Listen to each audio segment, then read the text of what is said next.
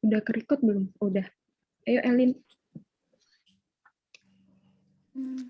Halo, selamat sore. Assalamualaikum, Om Swastiastu, Namo Buddhaya, salam sejahtera untuk kita semua. Kami kelompok 4 ingin mempresentasikan mengenai teori kecelakaan kerja dan unsafe action. Selanjutnya, kelompok 4 terdiri dari saya, Angelina Pramesti Madu Rahmawati, Erma Rahmawati, dan Abimanyu Ranggani. Sebelum mempresentasikan materi kami, saya mewakili kelompok 4 ingin berterima kasih kepada rektor kami, Profesor Dr. Insinyur Nufil Hanani, kepada Wakil Rektor 1, Profesor Dr. Auli Aniam, Wakil Rektor 2, Pak Gugus Irianto, Wakil Rektor 3, Profesor Abdul Hakim, Wakil Rektor 4, Dr. Insinyur Muhammad Sasmito Jati. Dan kepada Dekan VIA, Profesor Dr. Bambang Supriyono, kepada Kaprodi Pariwisata, Dr. Andes Raden Rustam Hidayat, serta dosen pengampu mata kuliah K3L kita, Profesor Komariatus Solihah, dan dosen pendamping mata kuliah Bu Sukmawati Nur Salamah. Selanjutnya,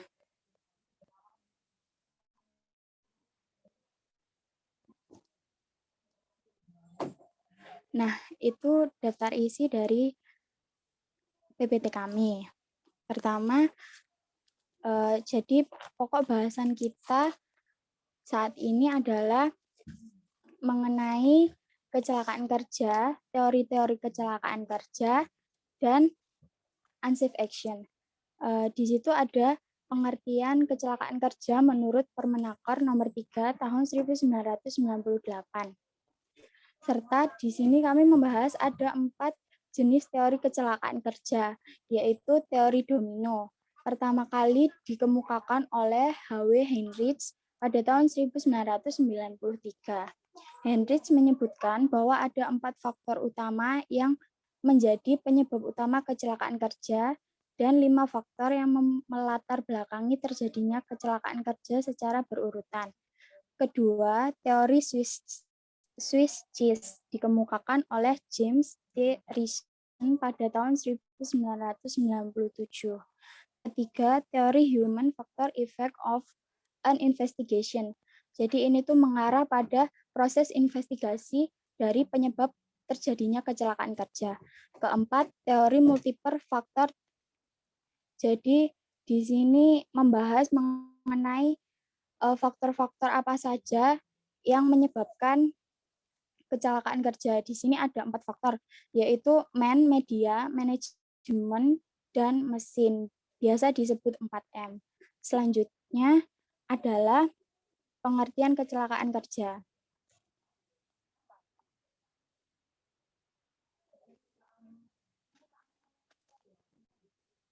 Nah, di sini ada 2 pengertian kecelakaan kerja menurut Permenaker nomor 3 tahun 1998 dan Standar OSHA 18001 pada tahun 2007.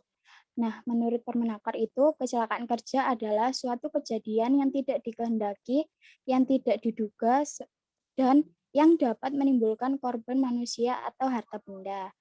Dan menurut standar OSHA itu, kecelakaan kerja adalah kejadian yang berhubungan dengan kerja yang berpotensi menyebabkan cedera, menyebabkan penyebab yang dapat memungkinkan terjadinya kematian dan kejadian kematian. Jadi, secara garis besar, kecelakaan kerja dapat didefinisikan sebagai kecelakaan yang terjadi pada tenaga kerja secara tidak terduga atau tidak dikehendaki, sehingga menyebabkan terjadinya cedera yang hal tersebut dapat berpotensi menjadi penyebab yang memungkinkan terjadinya kematian atau kematian itu sendiri. Selanjutnya, materi akan dipaparkan oleh Erma. Baik, Untuk teori kecelakaan kerja yang pertama ini ada teori domino yang dikemukakan oleh H.W. Hendricks. Nah, apa sih yang dimaksud dengan teori domino ini? Seperti yang kita tahu, domino itu kan jika dijatuhkan satu, maka akan menjatuhkan domino yang lain. Sama halnya dengan teori kecelakaan kerja domino ini. Jadi jika ada penyebab satu kecelakaan, maka akan menyebabkan kecelakaan yang lain. Bisa bahasa mudahnya itu seperti kecelakaan beruntun. Jadi menurut Hendricks, kecelakaan domino itu terdapat 5 faktor. Yang pertama ada hereditas atau latar belakang seseorang seperti pengetahuan atau sifat seseorang tersebut. Yang selanjutnya ada kesalahan manusia. Lalu ada unsafe action dan condition. Selanjutnya ada kecelakaan dan selanjutnya lagi ada injury. Teori domino ini dikembangkan lagi oleh Bird. Nah, menurut Bird, teori domino penyebabnya itu ada 5 faktor. Yang pertama, lack of control. Yang kedua, basic origin. Yang ketiga, immediate cause or symptom. Terus insiden, dan yang selanjutnya ada loss. Untuk teori kecelakaan kerja yang kedua ada teori Swiss cheese model. Teori Swiss cheese model kecelakaan kerja ini maksudnya kan jika dalam lapisan pertahanan itu kan pasti utuh ya. Nah, kalau padahal sebenarnya dalam lapisan pertahanan itu juga ada celah-celah seperti di keju. Di keju itu kan ada seperti celah-celah lubang-lubang itu. Nah, lubang-lubang tersebutlah yang menyebabkan terjadinya kecelakaan kerja. Untuk selanjutnya ada teori human factor aspect of an investigation. Nah, pada teori ini kecelakaan kerja dapat terjadi kembali akibat dari keterbatasan informasi penyebab dasar kecelakaan, seperti data kecelakaan, kronologi kejadian yang kurang, dan ada pencegahan kecelakaan kerja yang kurang efektif. Untuk yang selanjutnya ada teori kecelakaan kerja beragam. Untuk teori kecelakaan kerja beragam ini faktornya biasa disebut dengan 4M. Ada manusia, mesin, metode, dan manajemen. Materi selanjutnya akan dijelaskan oleh Abimanyu. Baik, yang kemudian materi selanjutnya adalah unsafe action. Unsafe action adalah suatu tindakan yang terjadi akibat seorang pekerja itu tidak memenuhi aturan keselamatan dan menyebabkan terjadinya kecelakaan kerja. Dikutip dari Septiasari 2017. Nah, penyebab terjadinya unsafe action ini ada beberapa faktor. Contohnya itu meliputi usia, jenis kelamin, pelatihan kerja, tingkat pendidikan, status kerja, motivasi kerja, masa kerja, keterampilan dan kemampuan, keseimbangan fisik, pemakaian APD, beban kerja, dan human error. Dari satu pekerja dengan pekerja lain itu pasti itu faktor-faktornya itu pasti berbeda, tidak selalu sama. Hal ini dikutip dari Winarsono tahun 2008. Kemudian ada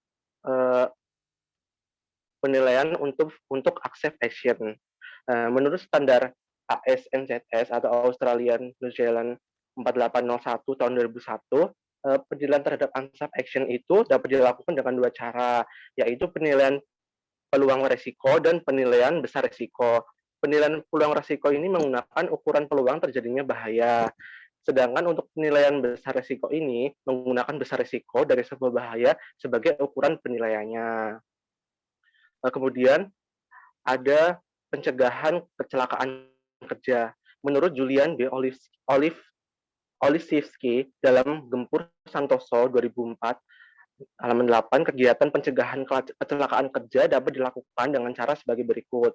Yang pertama adalah meminimalisir kejadian yang membahayakan. Yang kedua itu menyediakan alat pengaman. Kemudian yang nomor 3 itu memberikan training. Dan yang nomor 4 itu, atau yang terakhir itu menggunakan alat pelindung diri. Kemudian berikutnya ini adalah daftar pustaka yang kami gunakan untuk menyusun PPT ini. Mungkin sekian dari kelompok kami. Mungkin ada yang mungkin ada yang ingin ditanyakan dari audiens. Kami persilahkan. Halo kelompok 3, kelompok berapa ya? Nih. Iya, halo. Kelompok 4 ya. Kelompok 4, saya izin bertanya ya.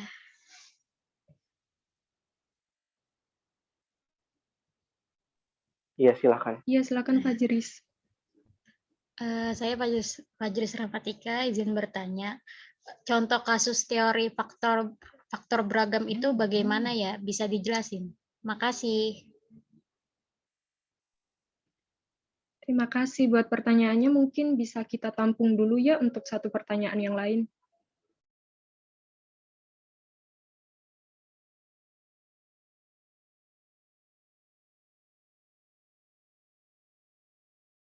Apakah ada pertanyaan lainnya? Silakan. Kami persilakan kepada audiens. Saya ingin bertanya. Baik, silakan. Nama saya Salma Lerona, saya perwakilan dari kelompok 7. Sebelumnya saya ingin mengapresiasi kelompok 4 yang sudah menjelaskan materi dengan sangat baik. Pertanyaan saya adalah, dari penjelasan teori domino disebutkan bahwa accident atau kecelakaan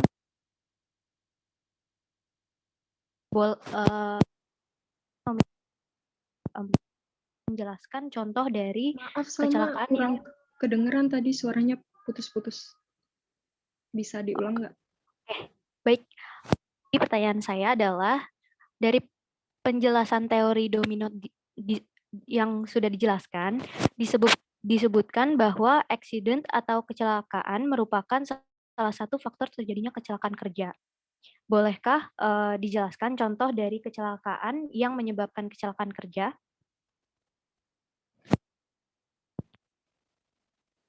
Terima kasih buat pertanyaannya.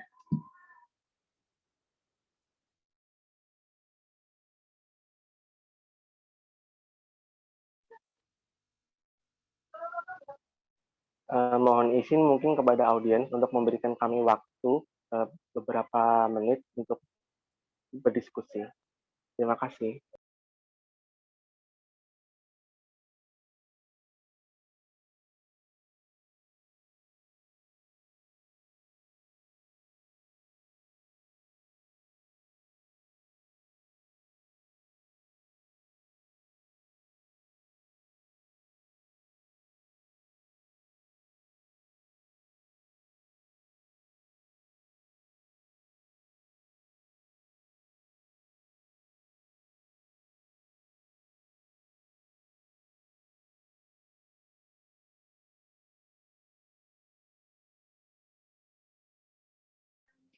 Baik, saya ingin izin menjawab pertanyaan dari Fajris tadi. Contoh dari kecelakaan kerja teori faktor beragam. Jadi kan teori faktor beragam ini ada 4 faktor ya. Yang pertama manusia, yang kedua mesin, yang ketiga metode, yang keempat manajemen. Nah, untuk yang manusia itu mungkin contohnya bisa, kalau manusia kan faktornya mungkin bisa dari usia, lalu dari jenis kelamin, atau mungkin pelatihan kerja yang ia dapatkan. Jadi saya ambil salah satu contoh kalau teori kecelakaan, kecelakaan kerja yang difaktorkan oleh manusia itu contohnya bisa yang pertama untuk orang yang usia kerjanya lebih rendah, maksudnya dia baru mempunyai pengalaman sedikit, itu lebih rentan terhadap kecelakaan kerja, karena yang usia kerjanya lebih lama itu kan sudah berpengalaman ya, jadi dia sudah terbiasa menggunakan mesin atau pekerjaannya itu dia itu sudah ahli gitu. Nah, untuk yang mesin mungkin bisa contohnya itu kalau misalnya ada mesin yang berusia sudah tua gitu, jadi kinerjanya itu kurang bagus dan sering terjadi error gitu. Jadi bisa menyebabkan kecelakaan kerja. Nah, untuk metode ini yang dimaksud metode ini lebih ke media ya. Jadi lingkungan, mungkin lingkungannya itu bising atau lingkungannya itu yang lembab yang bisa menyebabkan kecelakaan kerja. Contohnya jika dia bekerja di lingkungan yang lembab sementara, lokasi kerjanya itu banyak kabel listrik, jadi berpotensi adanya korsleting listrik yang menyebabkan kecelakaan kerja. Nah, untuk manajemen, contohnya bisa seperti manajer kerja itu memberikan waktu istirahat sebentar untuk pekerja yang habis mendapat musibah atau mungkin kecelakaan ya. Jadi sebenarnya kondisi dari pekerja ini sendiri belum terlalu fit untuk kembali bekerja. Namun karena tuntutan dari pekerjaan tadi manajernya itu tidak memberikan waktu yang cukup untuk istirahat, akhirnya kinerja dia kurang bagus dan bisa menyebabkan kecelakaan kerja yang lain. Seperti itu. Apakah bisa diterima jawaban saya? Iya bisa, terima kasih jawabannya ya atas kelompok 4. Terima kasih Pak Jeris. Kemudian saya izin akan menjawab pertanyaan dari Salma terkait contoh kecelakaan yang menyebabkan kecelakaan lain dari teori kecelakaan domino. Teori domino. Jadi itu contoh kecelakaannya itu seperti ini. Ketika ada seorang pekerja itu berjalan di tempat kerjanya itu di sekitar tempat instalasi listrik dan dia itu sambil membawa ember. Tapi tanpa dia sadari itu, embernya itu berisi air ya, tapi tanpa dia sadari itu ternyata lantai yang menjadi pijakannya dia itu licin. Jadi dia itu mengalami kayak kepleset gitu. Nah, setelah dia terpleset itu, dia terjatuh, kemudian ember airnya itu terlempar. Dan terlempar itu secara tidak sengaja itu terlempar ke arah instalasi listrik. Kemudian airnya itu menyebar, ada yang sampai ke instalasi listrik dan berceceran. Yang berceceran itu menyebabkan berpotensi jadi konduktor listrik ya. Untuk yang kena instalasi listrik itu berpotensi untuk terjadinya konsleting. Nah, kemudian setelah itu kalau adanya konsleting itu bisa juga untuk bisa juga itu mengakibatkan sebuah kebakaran. Nah, ketika ada sebuah kebakaran itu biasanya itu orang-orang akan dalam keadaan panik ya. Dalam keadaan panik itu mereka akan berlarian tanpa arah. Kadang itu merupakan instruksi yang mungkin sudah diterapkan, tapi mereka tuh berlarian tuh tanpa arah dan berhamburannya itu kayak acak-acakan gitu. Tuh secara tidak sengaja itu ada orang yang jatuh atau terpleset itu kemudian terinjak-injak oleh orang lain. Jadi itu contohnya dari teori domino itu seperti itu. Bagaimana Saudara Salma? Penjelasannya sudah dapat diterima. Terima kasih Saudara Abim. Baik, sama-sama. Baik. Sekian pemaparan materi dari kelompok 4. Kurang lebihnya mohon maaf. Terima kasih. Wassalamualaikum warahmatullahi wabarakatuh. Waalaikumsalam warahmatullahi wabarakatuh.